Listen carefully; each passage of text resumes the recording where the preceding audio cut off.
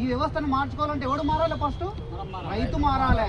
అది తెచ్చుకోండి, బుద్ధి తెచ్చుకోండి. ఫస్ట్ మనం మారకుండా ఎవడు అధికారి మారాలి, లోటం పీసుగాడు మారాలంటే వాడు పెట్టి వాడంతకు వాడే దోచుకుంటున్నాడు. అది ఆలోచిస్తలేరు.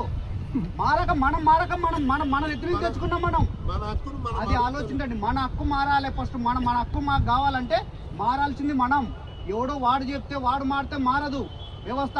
మన వాట మనకి ఏనికి మనం పోరాడవలసి వచ్చింది. ఒకటి గుర్తు తెచ్చుకోండి, జ్ఞానం. ఇంత పెద్ద రైతులు ఉన్నారు ఇక్కడ.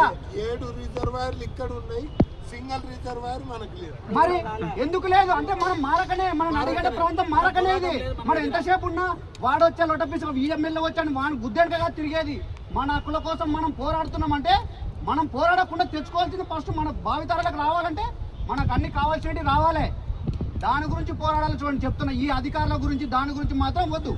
అటువంటి వ్యవస్థ రైతు చైతన్యం కావాలి ఫస్ట్. ఇక్కడ జోగులాంబ డిస్టిక్ లో అంటే నడిగడ్డ ప్రాంతంలో మనకు తుంగభద్ర నుంచి నీళ్లు ఏపీ వాడికి వనియాలు అడిగేతాలకు అన్ని కాలువలకు నీళ్లు పోతున్నాయి. ఒక ఆర్డీఎస్ ఎందుకు వచ్చినావయ్యా అంటే అడిగేతో లేకనేగా. ఇక్కడ ఏ ప్రభుత్వ అధికారి అడుగుతున్నాడా? ఏ ఎమ్మెల్యే అడుగుతున్నాడు? ఎవడు అడుగుతున్నాడు? ఒక్క నా కొడుకు అడుగుతున్నాడా? నాలాంటి రైతు అడుగుతున్నా నన్ను నొక్కేనిగా చూస్తారు. ఇదేనా వ్యవస్థ? రైతులు మారాలా, వాణియాలు మారాలా? మనం అంటున్నాం అధికారులు మారాలని చెప్పేసి. వాడికి ఓటేస్తే వాడు మారితే మారాలి వ్యవస్థ. ఫస్ట్ మారాల్సింది మనం. చూడండి, అది తెలుసుకోండి.